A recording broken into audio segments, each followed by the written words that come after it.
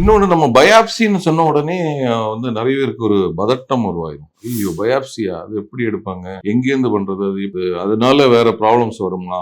இன்னைக்கு பாத்தீங்கன்னா நவீனமாக நமக்கு needles are true cut needles என்று சொல்லுவோம். கோர் நீடில் பயாப்சி, அது வழியாகவே சின்ன சின்ன ஒரு நீடில் பங்க்சர் மாதிரி பண்ணியே அதுல இருந்து நம்ம டிஷ்யூ எடுத்து பயாப்சி வந்து இன்னைக்கு பண்ணலாம். ஸோ ஆல்மோஸ்ட் எல்லா உறுப்புகளில் இருக்கிறதையும் அதை வந்து நம்ம பண்ணலாம்.